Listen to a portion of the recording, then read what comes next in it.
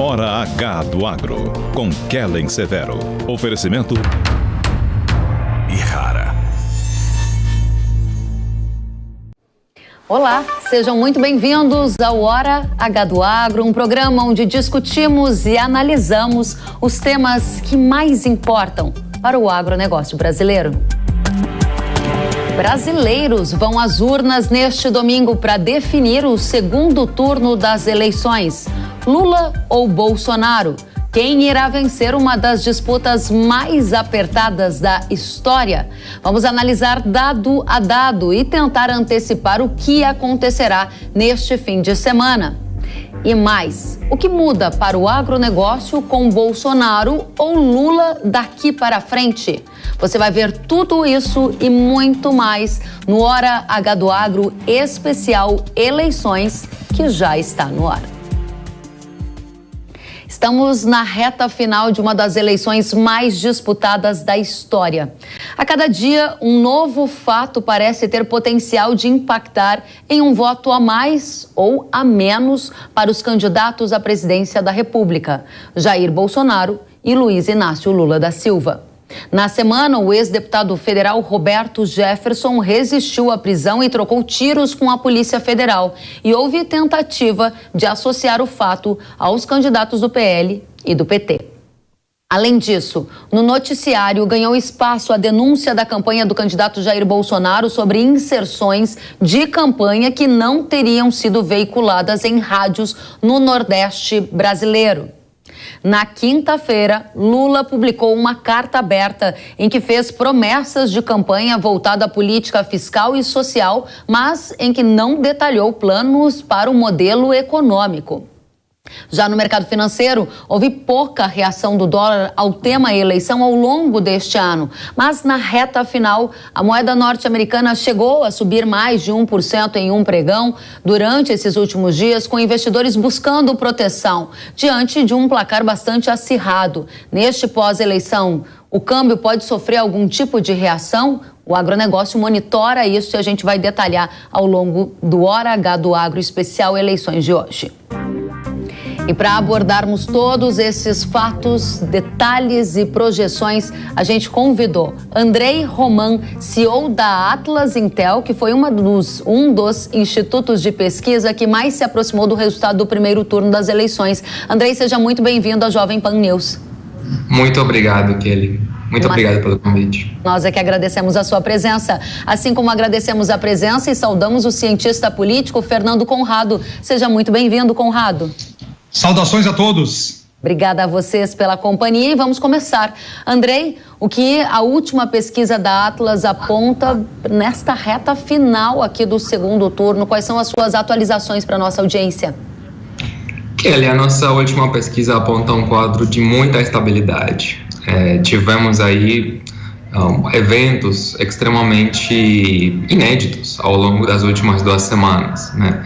Desde aquele episódio envolvendo o Roberto Jefferson, né? Algo chocante para a opinião pública. Você vê um político bastante marcante para o cenário nacional jogar granadas num carro da Polícia Federal e depois disso pegar uma metralhadora e atirar. Acho que foi algo muito inédito.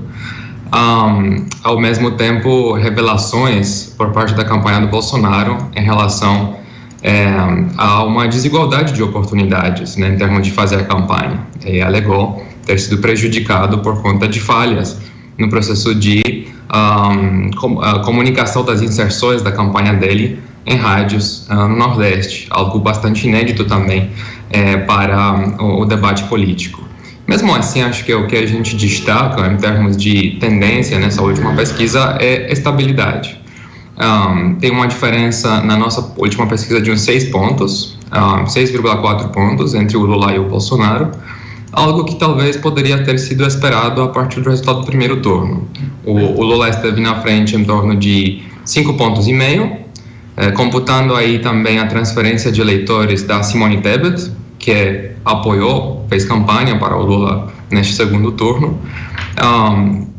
Ele chega a subir aí mais 1 ponto percentual E no resto, a gente espera que podemos ter algum impacto de efeitos de comparecimento, abstenção. A abstenção no Nordeste pode ser maior, mas não necessariamente.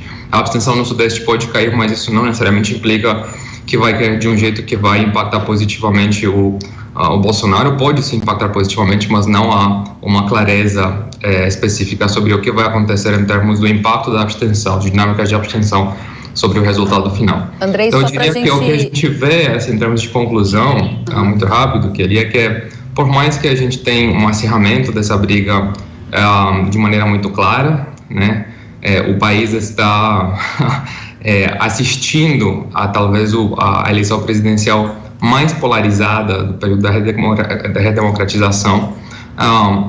As opiniões são muito bem cristalizadas, né? E por conta disso as pesquisas revelam uma certa estabilidade nessa reta final. Muito bem, só para que fique muito claro e transparente para a nossa audiência, você fala que há uma tendência de estabilidade nessa reta final e trouxe dados de uma pesquisa que vocês acabaram de fazer às vésperas desse segundo turno, apontando uma diferença de 6 pontos percentuais. Mas não ficou claro para mim qual o candidato que está em vantagem e os percentuais que vocês têm nesse momento. Gostaria de ter mais detalhes sobre quantas pessoas foram ouvidas, em que regiões do país, só para a gente entender, e também quando, por favor. Sim. Ele se trata de uma pesquisa representativa do eleitorado nacional, com 7.500 respondentes, uma margem de erro de 1 ponto percentual para um nível de confiança de 95%, né? Com coleta efetuada entre os dias 22 e 25, se não me engano, de outubro. Teremos mais uma pesquisa sendo divulgada amanhã, que será realmente a nossa pesquisa de véspera. Sinceramente, eu espero que também será um quadro de estabilidade, mas temos aí um debate, por exemplo, hoje à noite, então queremos incorporar o potencial impacto deste debate. O resultado nessa última pesquisa Atlas foi 53,2 pontos percentuais para o Lula em votos válidos e 46,8 pontos percentuais para o Bolsonaro. Muito bem, muito obrigada, Andrei, pelos esclarecimentos. A gente vai chamar para essa conversa o Fernando Conrado e quero, claro, deixar bem claro para a nossa audiência que assiste este programa no sábado ou assiste no domingo ou ao longo do fim de semana. A gente está gravando este programa numa sexta-feira, antes do debate da noite da sexta, que vai acontecer na emissora Rede Globo e que também está no radar aqui dos nossos participantes. Vai entrar como um tema para análise. A gente começou essa primeira rodada então, com a pesquisa da Atlas, que foi detalhada há pouco pelo Andrei. Fernando Conrado, quero saber de você qual o cenário que você está enxergando para o segundo turno. Boa tarde a todos, boa tarde, saudações a todos, né? É uma alegria estar aqui falando com vocês e a gente sabe que as pesquisas eleitorais no primeiro turno todas erraram muito, né? Até a própria Atlas aí, que coloca um erro menor que os outros, errou 100%, falou que ia dar 9 pontos de diferença, deu 5 ali, menos de 5. Então a gente tem que ver que tudo aí acaba girando nesse mundo aleatório dos resultados, até esse dado de confiança de uma pesquisa eleitoral 95%, não tem como ser 95% no momento que tu não tem como repeti-la, né, num universo qualitativo, mas isso aí a gente não precisa nem discutir. O que eu vejo acontecendo aqui é um acirramento cada vez maior dos votantes, e a gente não tem certeza nenhuma de resultado que vai ser. Pode dar Lula, pode dar Bolsonaro, mas eu acredito que nós vamos ficar com margens bem menores. Os resultados no primeiro turno aí, eu dei a minha análise aqui, eu botei pro Bolsonaro 44%, foi 43,2%, né? Eu acho que eu aqui foi o que menos errou do Brasil todo, nas nossas análises aqui na Jovem Pan. Eu vejo um acirramento cada vez maior. A gente está vendo vários momentos de estranheza durante esse segundo turno. A gente viu aí a censura cada vez maior dentro das campanhas eleitorais, nos meios de comunicação. Começou com inquéritos ilegais, depois foi para as redes sociais, agora chegou até mesmo na televisão, e o povo, o cidadão comum, ele não quer censura. O povo, cidadão comum, ele está vendo o que está acontecendo. Ninguém é bobo, né? O povo não é bobo, o povo vê o que está acontecendo. E aí toma as suas decisões. A gente teve esse caso do Roberto Jefferson acontecendo, que acabou ficando subsumido, por mais grave que seja, e aí a gente tem que ver também, né? O que a gente teve nesse caso? A gente teve a polícia executando uma ordem questionável do nosso poder judiciário de censura. A gente vê um cidadão respondendo a isso de maneira agressiva, uma situação nojenta porque a gente deveria viver em termos de eleições. E aí, por outro lado, a gente tem um fato novo surgindo, que é essa denúncia acerca da não veiculação de campanha eleitoral para o presidente Jair Bolsonaro. Nesse caso, a gente vê que isso aí começa desde o primeiro turno, né? E aí eu acho muito engraçado o TSE ter a cara de pau de dizer para nós que eles não são responsáveis por fazer essas verificações e observar as. Mas engraçado que aqui na Jovem Pan eles fazem questão de abrir os olhos sempre e virem furungar o que nós estamos fazendo na rádio. Então a gente vê que são 2 pesos, 2 medidas, e eu acredito que se eu tivesse que fazer um palpite aqui dentro da responsabilidade que a gente tem num veículo de comunicação, eu acredito que nós teremos menos de 2% de diferença entre os candidatos. Muito bem, Conrado, você dizia que você se aproximou muito do resultado no primeiro turno com as expectativas que você tinha e os números que divulgou aqui na emissora. Qual é a sua expectativa para o segundo turno? Já disse que é um placar muito apertado, mas eu gostaria de saber com vantagem e vitória para qual candidato a partir do que você tem visto. A gente vê um crescimento pela campanha do candidato Jair Bolsonaro, mas seria irresponsabilidade minha falar agora, por mais que eu tenha minhas convicções políticas, poderia abri-las aqui para vocês como faço cotidianamente, mas seria irresponsabilidade minha dizer quem vai ganhar as eleições. Uma coisa é torcida, outra coisa é uma análise mais fria dentro desse aspecto, e tudo pode acontecer. Nós só teremos certeza de algum resultado em diante, né, a partir aí das 8 horas da noite do nosso domingo. Então aí nós temos que começar a observar. Obviamente que tem 2 visões de mundo que estão em jogos, né? E essas 2 visões aí têm que ser questionáveis, porque para a eleição, eu sei que é duro dizer isso, eu venho dizendo há mais de ano e dia na Jovem Pan aqui, que nós temos essa disputa de visões de mundo, e é isso que faz uma nação crescer. Obviamente que é duro, obviamente tem discussões, tem brigas familiares, tem brigas políticas, mas é isso que faz uma nação crescer, e que bom que nós estamos diante desse resultado para escolher que caminhos o Brasil tem que seguir enquanto nação. Muito obrigada, Conrado. Andrei, o Conrado fez algumas críticas a pesquisas eleitorais. Você aqui é CEO de um instituto de pesquisa. O espaço é seu caso você queira questionar ou avançar no nosso debate, que é sobre o papel de Minas Gerais agora na disputa dos resultados do segundo turno. Fica com você a palavra, Andrei. Ali me parece que as críticas são justas, certo? As pesquisas não tiveram um bom desempenho olhando para o conjunto da obra, certo? Me parece que neste sentido, Atlas, em contextos em que a gente errou, reconheceu as instâncias onde erramos, inclusive na eleição nacional, onde o nosso resultado subestimou o Bolsonaro em 2 pontos percentuais, superestimou o Lula em 2 pontos percentuais, se tratou então de diferenças bastante pequenas, né? Se a margem de erro fosse de 2 pontos percentuais, Atlas poderia dizer que a pesquisa acertou dentro da margem. A margem de erro nesse caso foi de 1 ponto percentual, então a gente admite que o resultado saiu fora da margem da pesquisa final. Mesmo assim, foi a pesquisa que mais se aproximou, e também isso se deu em 9 de 11 estados onde Atlas divulgou pesquisas de véspera, né?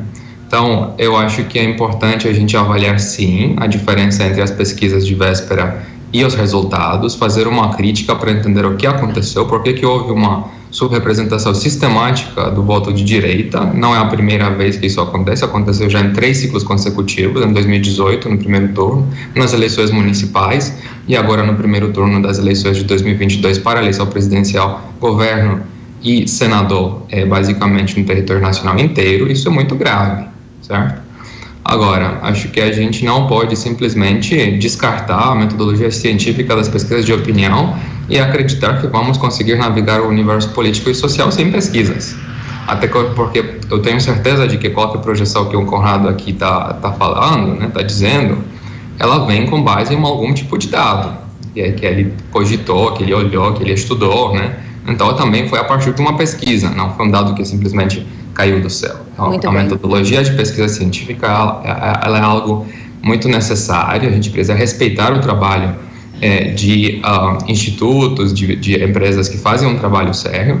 Ao mesmo tempo, temos que ter uma objetividade, por mais que é muito difícil ter essa objetividade, porque o país é muito polarizado, a sociedade é muito polarizada, a mídia é muito polarizada. Mas quando se trata de pesquisa, precisamos ter objetividade para olhar para os números de uma postura isenta. Tentar fazer isso o máximo possível. Muito bem, Andrei. Falando agora sobre Minas... Exatamente o que eu ia te perguntar. A gente está muito ansioso para antecipar o que vem por aí. Minas é um estado muito importante, não apenas por conta do tamanho, mas porque sendo uma síntese do Brasil, né, uma fronteira tão extensa como a região do Nordeste, com São Paulo, com Rio de Janeiro, acaba sendo um estado que de alguma maneira representa bem a tendência a nível nacional. E nesse contexto, o Bolsonaro teve uma grande oportunidade neste ciclo, que foi a vitória no primeiro turno do Romeu Zema, um governador muito bem avaliado, né, com uma convicção ideológica de direita muito forte, que começou a partir do momento em que o primeiro turno se encerrou e não existia mais um custo político de criticar o Lula. O Zema não pôde fazer isso na campanha do primeiro turno, mas fez isso depois. Então, ele entrou na campanha do Bolsonaro. E a gente viu um impacto disso, né? A gente viu nas primeiras pesquisas divulgadas em Minas, logo depois do primeiro turno, um acirramento da campanha presidencial no estado de Minas. E até hoje, acho que assim, nas pesquisas divulgadas pelo Atlas ontem, a gente está vendo um refortalecimento do Lula em alguns estados, por exemplo, em São Paulo, mas isso não aconteceu em Minas. Então, em Minas, a distância hoje, nas nossas pesquisas, entre o Lula e o Bolsonaro, ela é menor do que foi no primeiro turno. Ou seja, Bolsonaro conseguiu, através do apoio do Zema, angariar mais votos em Minas Gerais. Conseguiu. Agora sim, não se trata de tanta coisa, certo? Então, tivemos aí outras pesquisas, trackings, ou boatos de pesquisas que talvez nem são reais, dizendo que o Bolsonaro teria virado Minas com uma diferença de até 20 pontos percentuais na frente do Lula. Isso me parece completamente implausível. Então, por mais que a distância ficou menor no estado de Minas, o Lula, pelo menos nos nossos dados, continua na frente.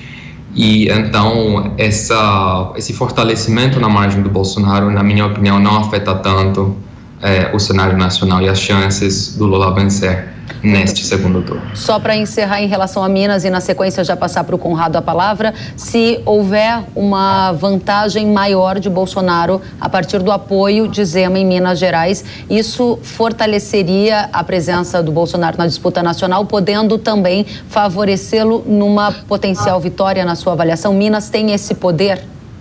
Certamente, tem esse poder, mas se trata aí apenas de mais ou menos 10% do eleitorado nacional. Então, para que o Bolsonaro consiga virar essa eleição, Minas não será suficiente, mesmo que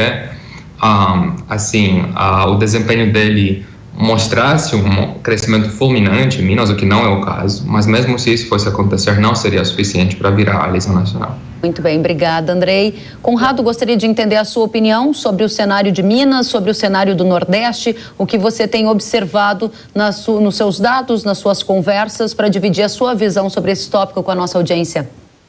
Eu concordo com o Romã inteiramente aqui que Minas Gerais não será suficiente para fazer alguma vitória do presidente Jair Bolsonaro, no momento que a diferença de votos que o Bolsonaro teve em relação ao que o Zema teve é abaixo de 1 milhão. A gente está falando em torno de 800 mil votos. Então, mesmo que o Bolsonaro tivesse conseguido aí todos os votos que o Zema conseguiu, seria uma diferença de apenas 800 mil num cenário que ele precisa aí virar mais de 3 milhões no Brasil todo, né? Já que foram 6 milhões de votos a diferença dele em relação ao Lula no primeiro turno. Minas Gerais é um estado importante porque ele faz essa divisa, como o Romã bem colocou, com o Nordeste e com o Sudeste. Se a gente for pegar o mapa da votação no primeiro turno, a gente tem o Sudeste, o Sul de Minas apoiando mais o presidente Jair Bolsonaro, em diferença em relação ao Nordeste do Brasil. Eu sei que muitas pessoas dizem, o Nordeste, o Lula ganhou, foi por isso que o Bolsonaro perdeu. Não tem nada disso. O Nordeste sempre foi do PT, sempre foi do Lula, e as proporções não são tão diferentes das últimas eleições.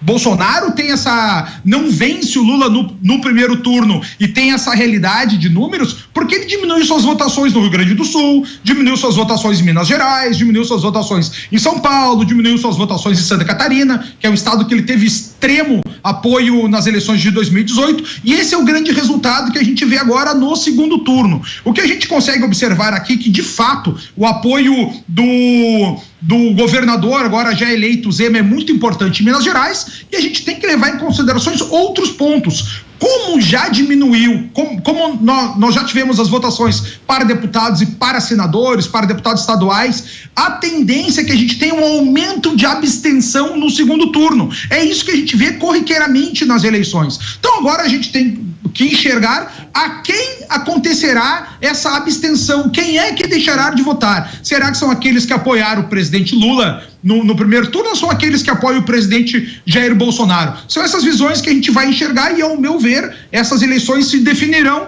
nas abstenções, porque quem foi votar no primeiro turno, já que a gente tem um baixíssimo número de indecisos, né, a gente já tem essas visões muito claras. Então, ao meu ver, essas eleições aí se darão através dos votos válidos, agora com o aumento das abstenções, querendo aí descobrir quem é que não vai mais votar, já que os apoiadores, aqueles que fizeram campanha, deputados estaduais, deputados federais e senadores, já não estão, né, tão frequentes, com tanta insistência por todo o território nacional. Muito bem, Conrado, a gente ouviu você falar sobre abstenções sendo um dos pontos chaves também para a definição dessa disputa. Você tem um palpite de onde vai ser? Porque você disse que precisa esperar o resultado para entender, mas como estudioso que você é, você deve ter algum palpite, né? Para a gente entender um pouco como é que está o seu faro aí para a eleição de domingo.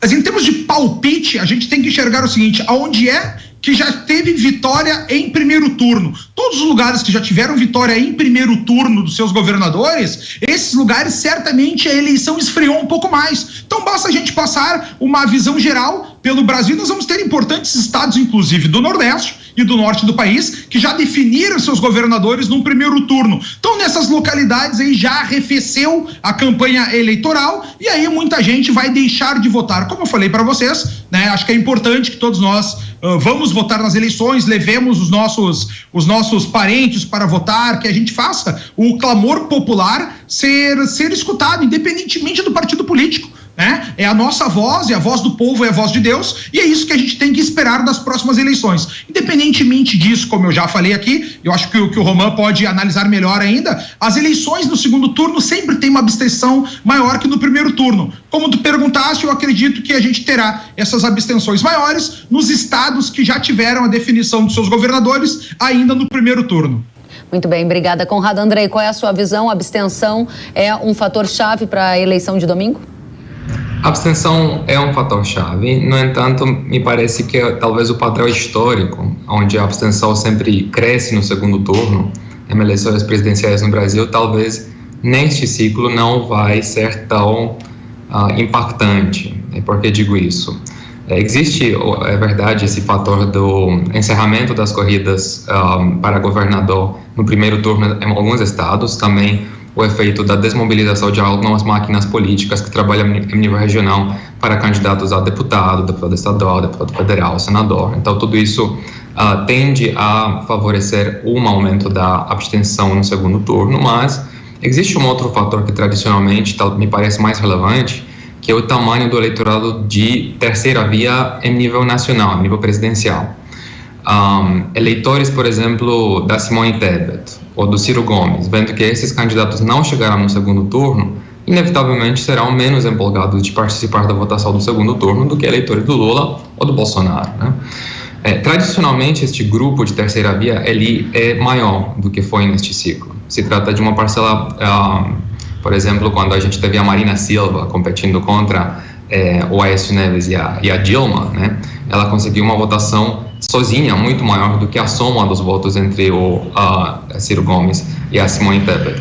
Então, como este público de terceira via hoje em dia é muito mais reduzido, me parece que a tendência de aumento da abstenção no segundo turno, de ponto de vista estrutural, é uma tendência mais fraca em 2022. Então, por isso, eu esperaria que se a abstenção fosse subir, ela subiria menos do que no passado.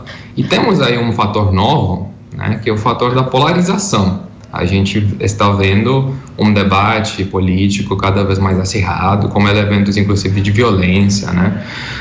Com elementos bombásticos, como, por exemplo, o do Roberto Jefferson, o escândalo aí do radiolão. Então, tudo isso meio que mobiliza a sociedade como um todo, em termos de participar do processo eleitoral. Basicamente, é a sua última chance, enquanto eleitor, de apoiar o Bolsonaro ou Lula ou caso você não tenha uma convicção tão forte em relação a qualquer um dos dois, de se opor, né, à figura do candidato que você rejeita mais. Então, me parece que, sendo essa a oportunidade final para os eleitores se posicionarem na corrida, é até cogitável que a abstenção possa cair neste ano, no segundo turno. A gente viu isso em outros países da América Latina recentemente, por exemplo, no Chile, no segundo turno da eleição presidencial de lá, e na Colômbia, no segundo turno da eleição colombiana, tivemos 3 milhões de eleitores a mais, né, principalmente em regiões rurais, no interior do país, e esses eleitores, de fato, entregaram uma vitória para o Gustavo Petro, um candidato da esquerda, né. Então, sempre há um fator de imprevisibilidade em relação à abstenção, né. Acho que é muito do foco das discussões ao longo das últimas 2 semanas foi a abstenção no Nordeste tende a crescer e, com isso, talvez o Lula pode perder a eleição. Mas essa lógica não está tão bem cristalizada, na minha opinião. Acho que as coisas são bem mais imprevisíveis do que isso. Obrigada, Andrei. Conrado, diga pra gente, na sua avaliação, o que pode mudar voto de indeciso nesta última hora? Quais são as apostas da campanha de Bolsonaro? Quais são as apostas da campanha de PT?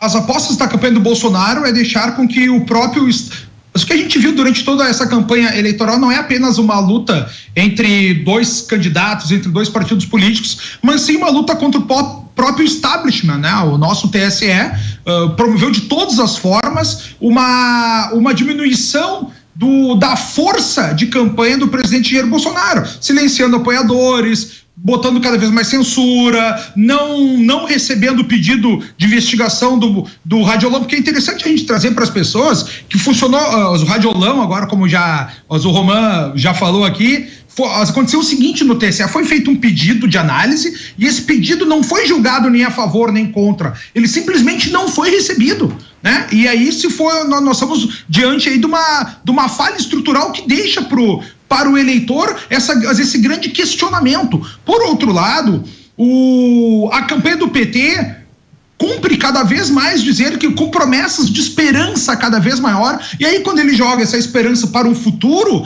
ele acaba trabalhando com esse imaginário do eleitor na possibilidade de ter um aumento das suas votações. Então, nessa visão aí, e aí comentando o que o Andrei estava nos dizendo, o próprio Ciro Gomes, eu acredito que os votos que deveriam partir dele para o PT, eles já tiveram no primeiro turno, porque de fato o Ciro derreteu, né? Saiu lá de 10 milhões de votos, 13 milhões de votos, para cerca de 3 milhões. Então a gente viu um derretimento desses votos que se encaminharam muito provavelmente para o Lula, que ele estava naquela campanha de antecipe seu voto para o primeiro turno. Então eu acredito, como o Roman falou, que a gente pode ter uma abstenção maior desse pessoal que votou nessa terceira via, da Simone Tebet, que está fazendo uma campanha escancarada com o Lula, talvez vá mais para o Lula. Agora, quem não votou no Lula no primeiro turno, já tomou essa decisão de não votar nele, né? Então esses votos provavelmente aí, como o Roman falou, concordo com ele, acredito que vão para uma abstenção e talvez alguns deles possam ir até mesmo para o presidente Jair Bolsonaro.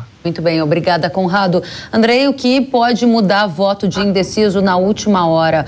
O Conrado falou aqui sobre esses casos de censura, você falou sobre o caso envolvendo o Jefferson, ainda teve a questão do Radiolão, como vocês disseram. O que muda voto de indeciso na última hora? Você mencionou o debate que vai impactar de alguma forma os votos na sua avaliação? A minha resposta poderá talvez surpreender, Kelly, mas na minha opinião ela é quase nada.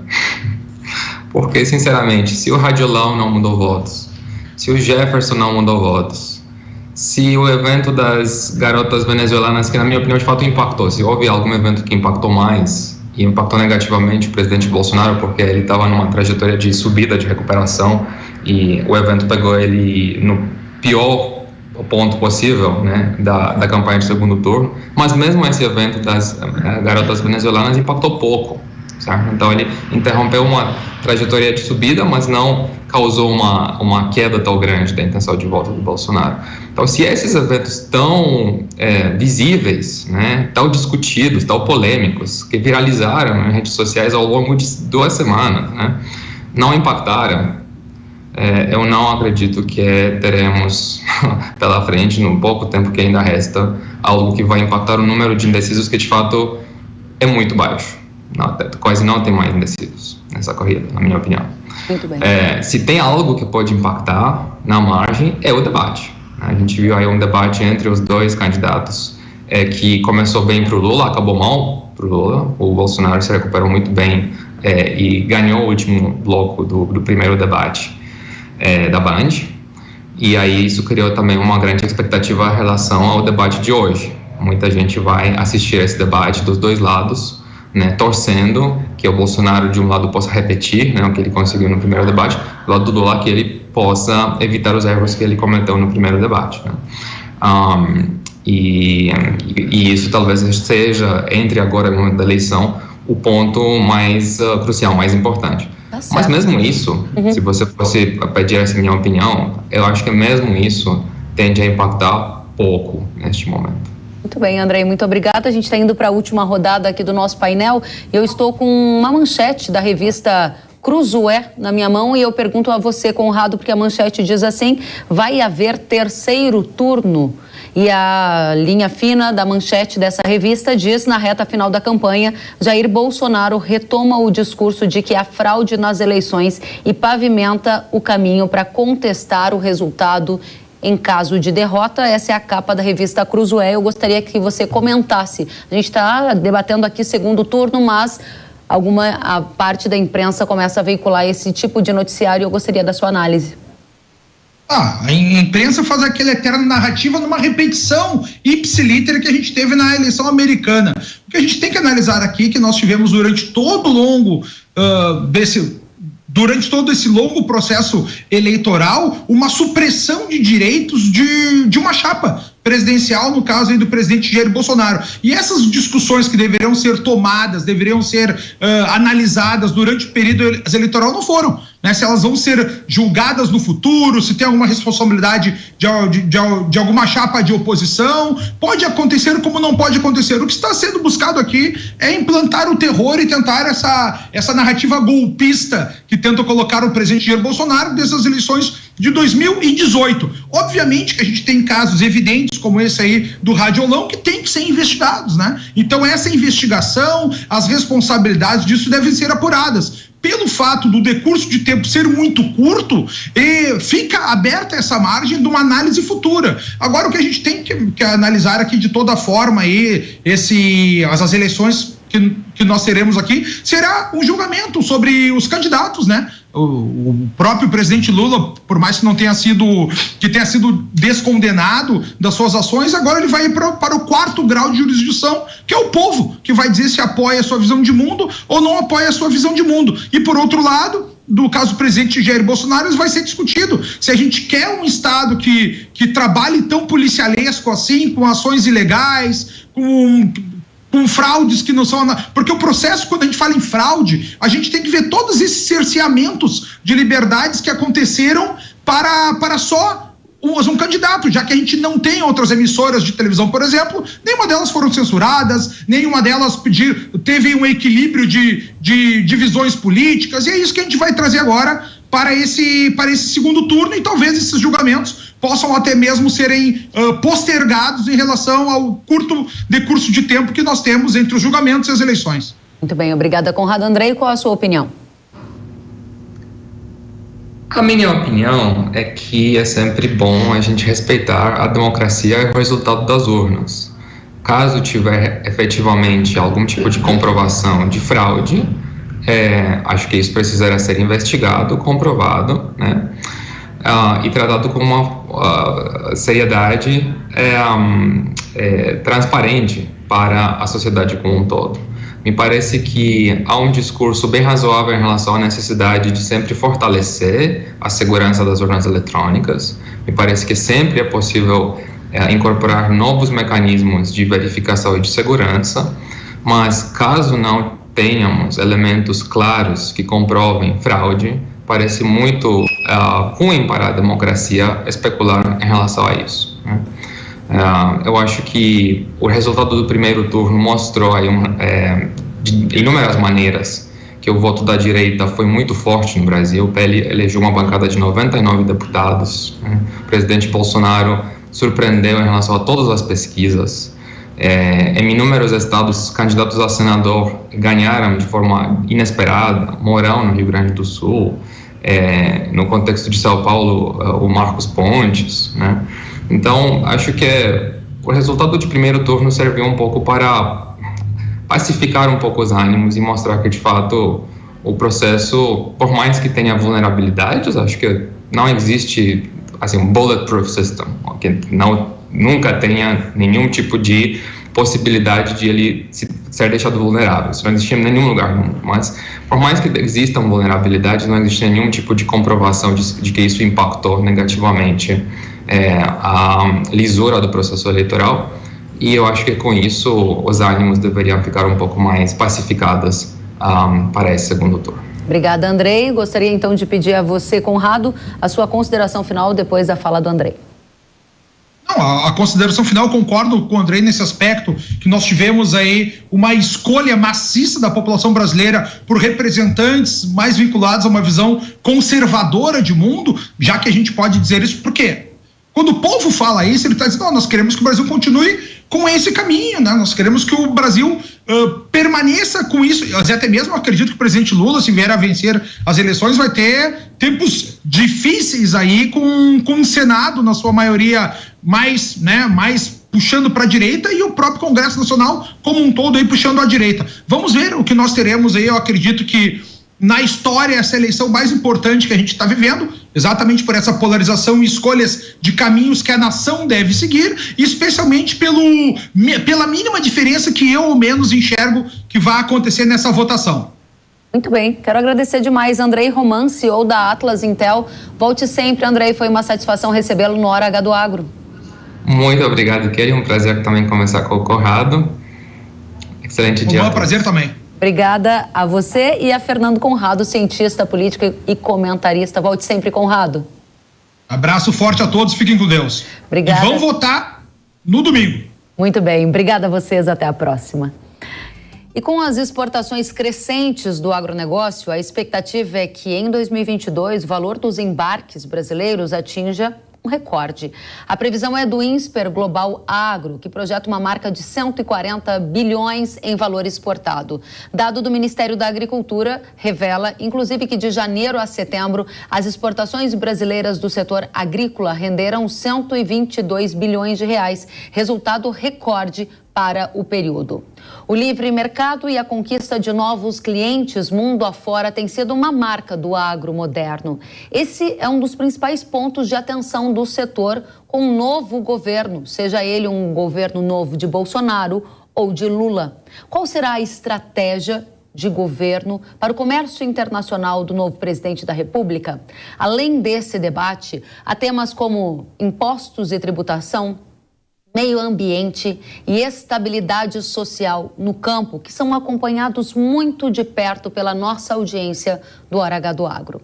Para tratar destes e de outros assuntos, nós recebemos André Pessoa, engenheiro agrônomo e CEO da Agroconsult. Seja muito bem-vindo à Jovem Pan News, André.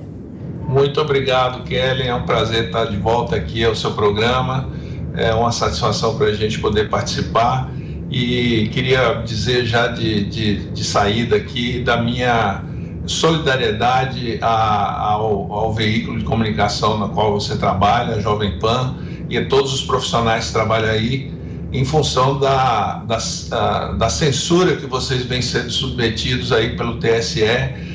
Para mim como patriota e democrata, né, um absurdo completo que está acontecendo. Então, queria prestar minha solidariedade aos profissionais que trabalham na companhia, em seu nome, né, e também manifestar minha indignação com o silêncio ensurdecedor, né, dos outros veículos de comunicação em relação a essa questão de censura. É uma coisa muito, muito angustiante o que a gente está vivendo, mas a gente vai tentando aqui levar a informação de qualidade, como você faz, né, para todos os teus telespectadores. Muito obrigada, André. A gente agradece pelas palavras em meu nome e de todos os colegas da Jovem Pan News. Para a gente dirigir também o nosso debate aqui, a audiência do agro, e não só do agro, porque tem gente do Brasil inteiro nos assistindo em grandes centros urbanos, a gente começa com uma pergunta-chave. Quais são os riscos que você vê para o agro caso o Lula vença ou caso o Bolsonaro vença? Riscos, oportunidades, a sua visão sobre esse pleito que é um dos mais disputados da história. Muito bem, eu acho que mais disputados e talvez o mais importante da história republicana brasileira, né? Essa decisão que nós temos todos aí agora nos próximos dias, né? Domingo é uma decisão para os próximos 20, 30, 40 anos, né? Não é só mais para os 4 anos aí que a gente tem pela frente. Olha, de certa forma é fácil e difícil, né, fazer essa análise, porque de um lado a gente tem, né, um conhecimento pleno da trajetória e das prioridades dadas à agenda da agricultura, né, pelo governo atual, né, a gente acompanhou muito de perto o excelente, extraordinário trabalho conduzido pela ministra Tereza Cristina, agora pelo ministro Marcos Montes, né, com reflexo muito positivo. O agro talvez tenha sido o setor da economia mais pujante nesses últimos 4 anos, difíceis, anos em que o Brasil foi chamado, né, para ampliar a sua participação no mercado internacional, através de exportações no momento de inflação global, no momento de insegurança alimentar crescente, né, com a pandemia, e a gente sabe exatamente quais são as prioridades, em que o governo focou a sua atenção, né, que é abrir mercados, aumentar a competitividade do Brasil, aumentar a participação do setor privado no financiamento, né, da agricultura, prover, né,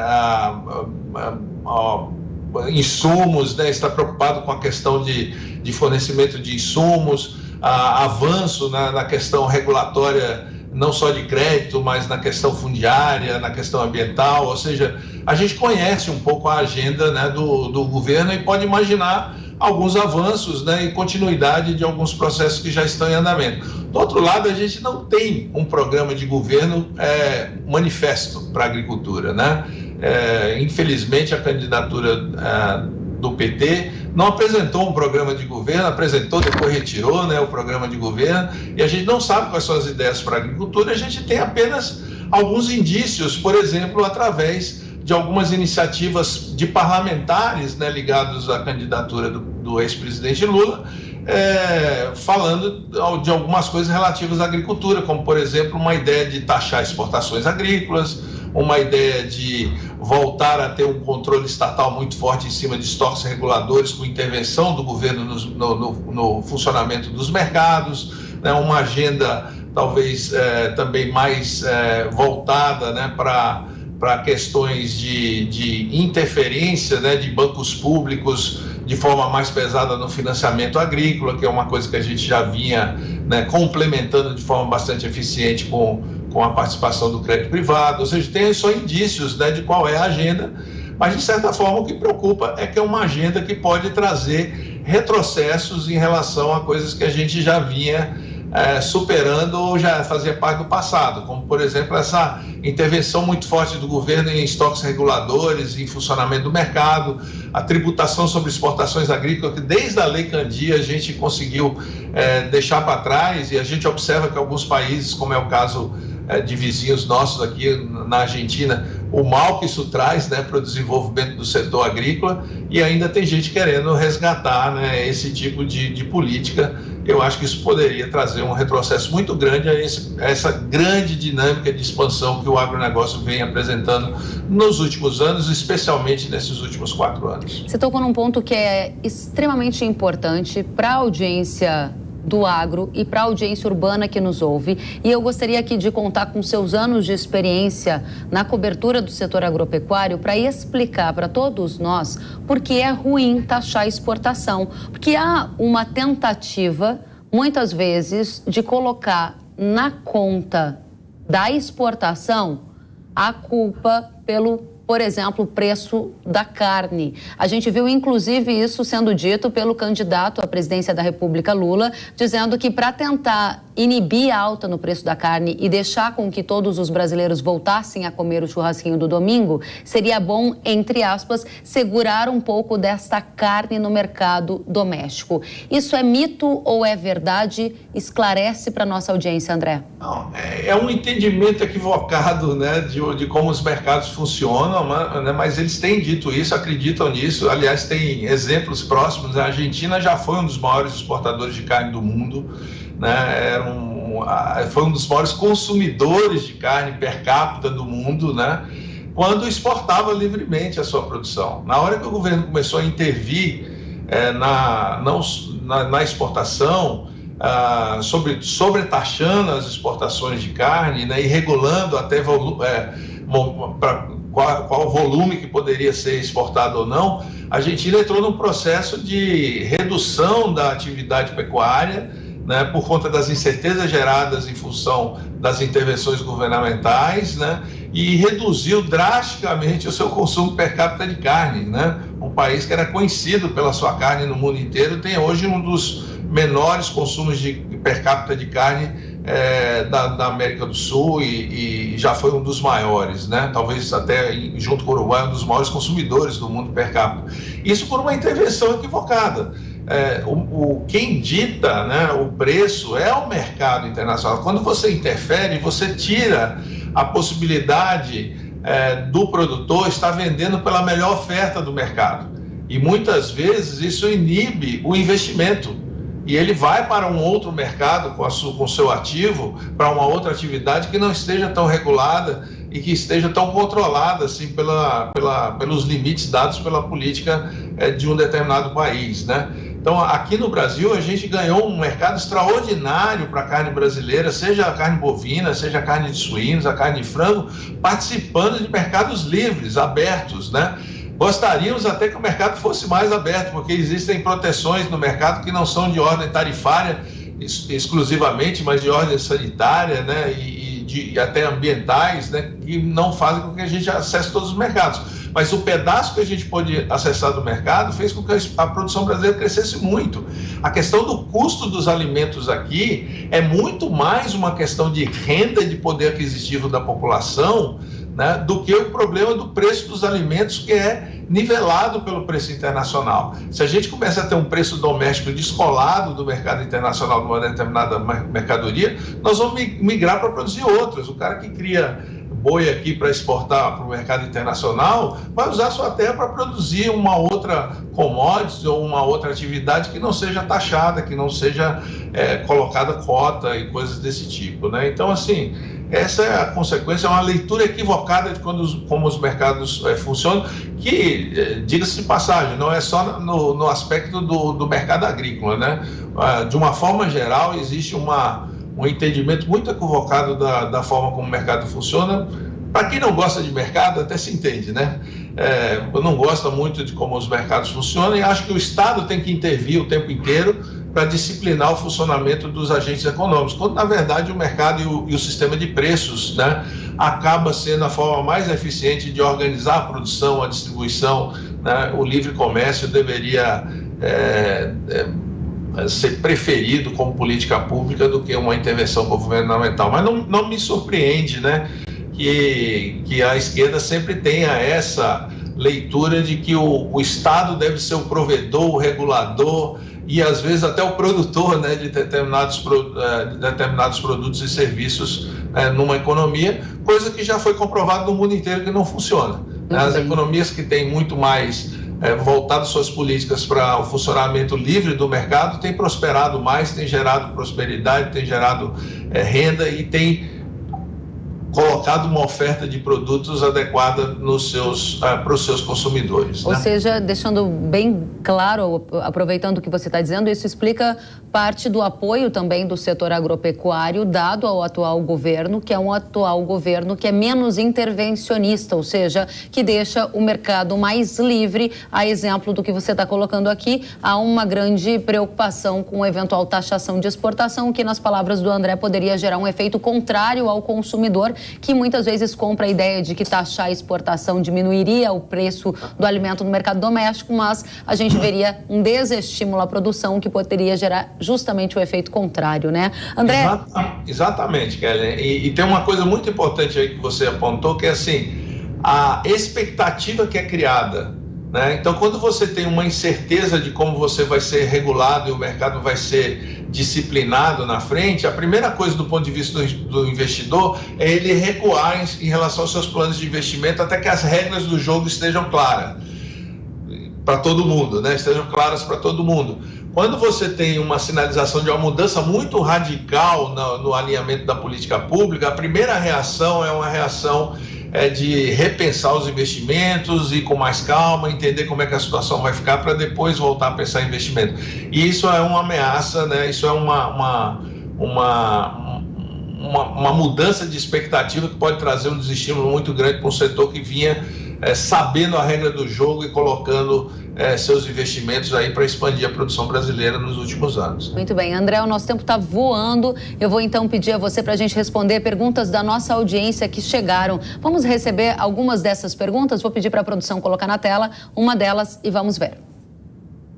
Então, a pergunta enviada aqui à Hora H do Agro é do Fernando Barbosa e diz assim: para o crescimento do agro, qual vai ser o melhor resultado entre os dois candidatos? Se você puder ser breve na resposta, porque a gente tem mais perguntas. André, está com você.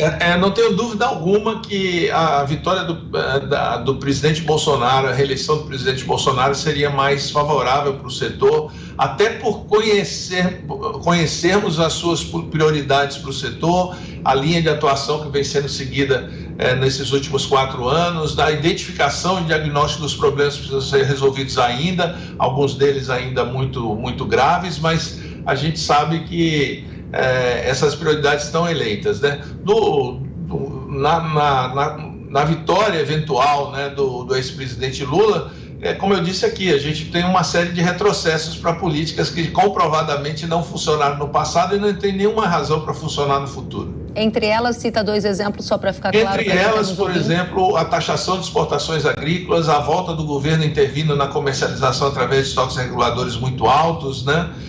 E eu ainda acrescentaria aqui uma questão de o entendimento de que o financiamento da agricultura deve ser promovido exclusivamente ou pesadamente por bancos públicos, não pelo tomador de risco por excelência, que é o mercado privado, financeiro privado. Muito obrigada, André. Vamos a mais uma pergunta da nossa audiência na tela do Hora H do Agro. E para quem nos ouve pelas rádios, a pergunta foi enviada pelo Leandro Scarpassi e diz assim: o que pode acontecer com o dólar em vitória de ambos os candidatos? Se vencer o Lula, o que acontece? Se vencer Bolsonaro, o que acontece? André, a palavra é sua. Olha, câmbio é sempre muito difícil, mas eu acho que todos têm um entendimento, acho que a maior parte dos analistas também concorda com isso, que há uma expectativa de que se você tiver a vitória do Bolsonaro, né, a gente deve ter uma valorização da moeda brasileira, né, com uma atração maior de investimentos, uma redução do risco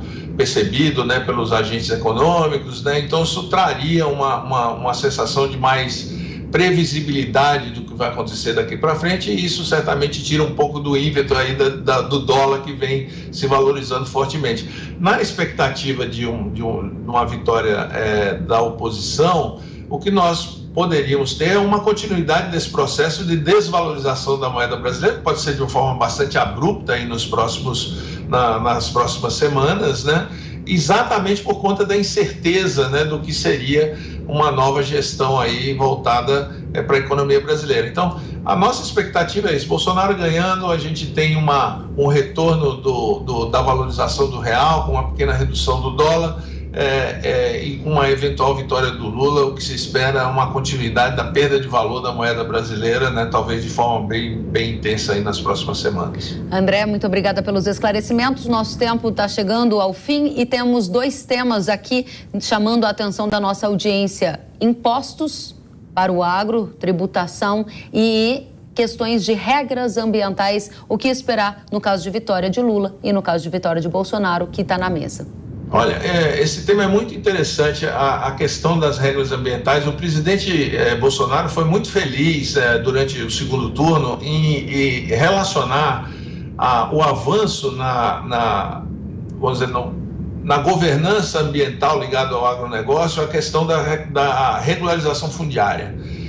O primeiro passo, o passo mais importante para que você tenha a possibilidade de avançar, vamos dizer, na questão ambiental, passa pela regularização fundiária. Primeiro você precisa saber e ter certeza de quem é o dono da propriedade para poder, inclusive, responsabilizá-lo por ilegalidades cometidas, né? Então, há um diagnóstico muito claro de soberania, né, de qual é o papel do Estado na regulação, né, dessa questão fundiária e ambiental, quais são os limites, né, que a gente deveria colocar em prática a partir do marco regulatório definido democraticamente no Congresso Nacional, que é o Código Florestal Brasileiro, né? Lá já estão as regras, depois de um longo debate, de como a gente deveria tratar a questão ambiental relacionada ao agronegócio. E muitas vezes o outro lado, né, de entidades ambientalistas, o movimento, né, mais de esquerda, entende que precisa reescrever, né, a Constituição ou mesmo o Código Florestal, atendendo a interesses que não são os interesses brasileiros, não são os interesses dos produtores brasileiros, da sociedade brasileira, consolidada através da nossa legislação no Congresso, mas interesses de consumidores europeus ou de ONGs internacionais que querem, vamos dizer, sobrepor o marco regulatório brasileiro, impondo regras que não estão escritas no nosso, vamos dizer, arcabouço de legislações decididas aqui internamente, né? Então, acho que essa é uma questão muito importante. De um lado, a gente sabe o que precisa fazer para fazer que as leis funcionem, tem algumas falhas que precisam ser corrigidas. Do outro lado, a gente tem um arrepio da lei, né? Querendo impor uma legislação e regras que não são aquelas regras definidas democraticamente dentro do ambiente brasileiro, né, de regulação, de legislação. Então, acho que aí tem um risco, né, inclusive, a como a gente deve tratar a questão de soberania em relação à questão ambiental, né? Então, acho que esse é o tema. O presidente foi muito feliz em correlacionar regularidade fundiária com regularidade ambiental. Muito bem. André, nosso tempo encerrou. A gente vai te convidar para voltar outras vezes para a gente entender qual vai ser o novo agro a partir do resultado da eleição e aí aprofundar debate como, por exemplo, reforma tributária, que também é algo que interessa demais a nossa audiência. Nós aqui da Jovem Pan News agradecemos a presença do CEO da Agroconsulting, engenheiro agrônomo André Pessoa. Volte sempre ao Hora H do Agro. Muito obrigado e torço para que a gente possa ter uma boa decisão, né, nas eleições, que todos compareçam para votar. É muito importante que todos estejam presentes para votar. E mais uma vez parabenizando a Jovem Pan pelo excelente trabalho e corajoso trabalho que vem desenvolvendo para informar bem a sociedade brasileira. Obrigada, André. Até a próxima. Eu tenho um recado para você. Você é do tipo que precisa ver para crer? Essa é a sua chance de conhecer a solução para controlar as daninhas da soja e do milho. Kyodin é o herbicida da Ihara que tem uma tecnologia revolucionária. Ele atua no controle de daninhas resistentes como buva, capim-colchão, corda de viola, capim-pé de galinha, trapoeraba, entre outras invasoras. É pré-emergente, seletivo, com efeito residual, mantendo a sua lavoura no limpo e protegida por muito mais tempo. E para comprovar a eficiência de Kyodin para você, pesquisadores foram a campo e registraram os ótimos resultados que tiveram com o produto. E esses resultados estão aparecendo agora mesmo na sua tela. Observe e comprove com os seus próprios olhos a eficácia de Kyodin. E para saber mais sobre a proteção da sua lavoura, é só apontar a câmera do seu celular para o QR Code. Na hora H da proteção do seu cultivo, é Ihara. Pode confiar. Muito bem, e o Hora H do Agro especial eleições fica por aqui. Eu espero você na próxima semana. Até lá.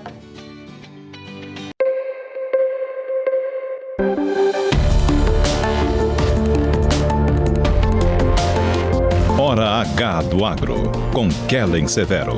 Oferecimento